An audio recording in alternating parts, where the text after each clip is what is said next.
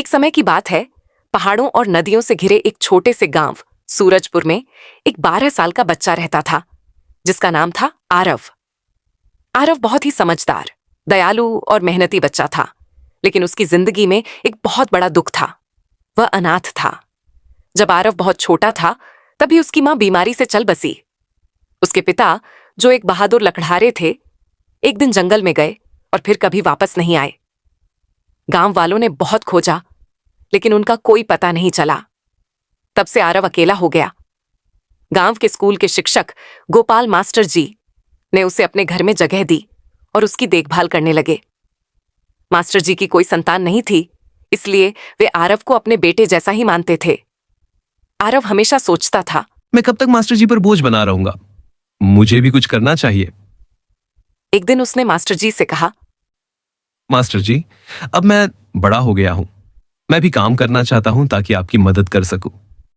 Master जी मुस्कुराए और बोले, बेटा, तुम पढ़ाई पर ध्यान दो, वही तुम्हें आगे बढ़ाएगी। लेकिन आरव का मन मानने वाला नहीं था। अगले दिन आरव एक छोटी कुल्हाड़ी लेकर जंगल की ओर निकल पड़ा। ये वही जंगल था जहां उसके पिता आखिरी बार गए थे। जंगल में कदम रखते ही उसे एक अजीब सा एहसास हुआ, जैसे कोई उसे देख रहा हो। तभी अचानक एक सफेद हंसिनी, राजहंस, उसके सामने आकर बैठ गई। उसकी आंखें चमक रही थीं। आरव ने आश्चर्य से कहा, तुम यहां अकेली क्या कर रही हो? तभी हंसिनी ने इंसानी आवाज में कहा, मैं तुम्हारा इंतजार कर रही थी आरव। आरव डर गया। तुम बोल कैसे सकती हो? हंसिनी बोली, क्योंकि मैं कोई साधारण पक्षी नहीं हूँ, मैं कभी इंसान थी। हंसिनी ने बताया कि उसका नाम संध्या था और वह एक राजकुमारी थी। एक दुष्ट तांत्रिक ने उसे श्राप देकर हंसिनी बना दिया था। मैं तुम्हारे पिता के बारे में सब जानती हूँ। आरव की आंखों में आंसू आ गए। हंसिनी बोली, क्या वो जिंदा है? हाँ, लेकिन उन्हें बचाने के लिए तुम्हें मेरी मदद करनी होगी। हंसिनी ने आरव को जंगल के एक पुराने खंडहर में ले जाकर एक रहस्यमयी दीपक दिखाया। इस दीपक को जलाओ, लेकिन ध्यान रखना, तुम्हें डर नहीं लगना चाहिए। आरव ने हिम्मत करके दीपक जलाया। अचानक चारों ओर अजीब आवाजें आने लगीं। भूत, परछाइयां, चीखें। लेकिन आरव ने आंखें बंद नहीं की। वह डटा रहा।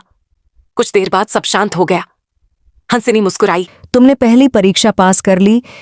दूसरी बार हंसिनी उसे एक गुफा में ले गई, जहां सोने चांदी और हीरे जवाहरात का ढेर लगा था।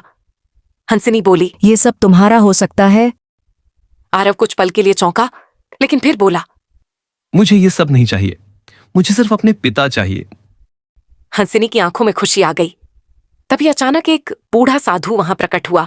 उसने कहा, रुको आरव। आरव चौंका। आप कौन हैं? साधु बोला, मैं वही हूं जिसने इस तांत्रिक को हराया था। यह हंसिनी तुम्हें धोखा दे रही है। आरव उलझ गया। साधु ने कहा, तुम्हारे पिता ने अपनी जान देकर इस तांत्रिक की शक्ति को एक पत्थर में कैद किया था। अगर यह मुक्त हो गई तो सब नष्ट हो जाएगा। हंसिनी चिल्लाई। झूठ, ये तुम्हें डराना चाहता है। आरव के सामने दो रास्ते थे। एक तरफ हंसिनी की बात, दूसरी तरफ साधु की चेतावनी। कुछ पल सोचने के बाद आरव बोला, मैं किसी की बातों में नहीं आऊंगा। मैं सच खुद जानूंगा। उसने उस पत्थर को उठाया और ध्यान से देखा। उसमें उसे अपने पिता की छवि दिखाई दी। वे उसे रोकने की कोशिश कर रहे थे। आरव समझ गया। आरव ने कहा, अगर मेरे पिता ने गांव के लिए बलिदान दिया तो मैं भी वही करूंगा। उसने पत्थर को लेकर पास की झील में कूद गया। जैसे ही पत्थर पानी में डूबा, एक तेज रोशनी फैली और हंसिनी एक भयानक तांत्रिक में बदल गई और फिर हमेशा के लिए समाप्त हो गई। आरव बेहोश होकर झील के किनारे आ गया। जब उसने आंखें खोलीं तो सामने उसके पिता खड़े थे। वह खुशी से चिल्लाया, पिताजी। गांव में खुशी की लहर दौड़ गई। सीख, लालच और झूठ के पीछे कभी मत भागो। सच्चाई और हिम्मत हमेशा जीतती है। कभी कभी सही फैसला लेने के लिए दिल और दिमाग दोनों की जरूरत होती है।